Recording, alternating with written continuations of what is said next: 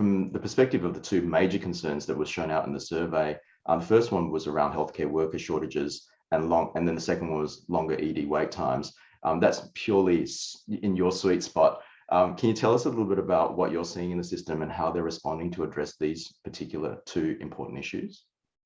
Yeah, I mean, workforce shortages are undoubtedly one of the greatest challenges facing the system, not just here in Australia, but globally. And I think that's because, firstly, there's no quick fix to workforce. You can't develop them quickly. It takes years to educate through to graduation, but then there's still a number of years to develop that experience to get the senior clinicians and other workforce that we need. And then secondly, because of these workforce shortages, it's placing pressure on the existing workforce. So there's no magic bullet to it. We do need to be looking at some short, medium and long-term solutions. We need to be doing this to, I guess, in the short term is really ensuring that our workforce is supported.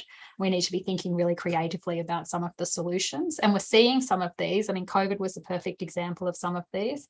But I want to be really clear, I guess, when I say think creatively, it's not about second-rate solutions. It's not about subpar care.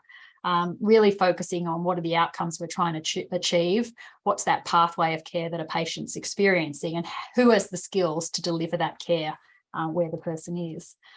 So I guess if we look at some of those short-term examples, it can be as simple as, considering the nursing workforce and the time they might spend changing bed sheets simply because the cleaning contractors say we don't change, sheets that have potential for bodily fluids on them.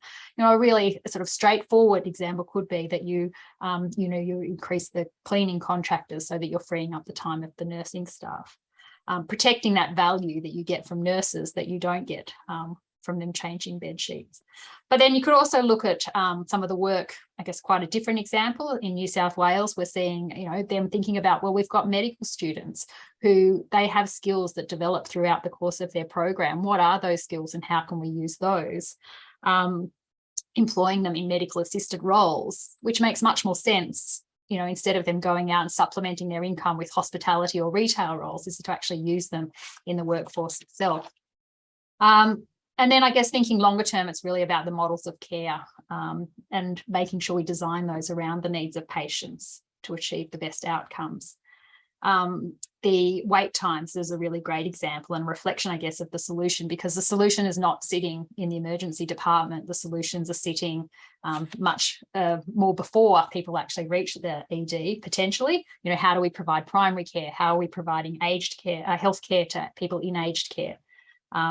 But then also the after of how are we discharging patients from hospitals to make beds available for admission. So at AHHA, I mean, as you mentioned, our membership is public and not-for-profit health service providers and hospitals.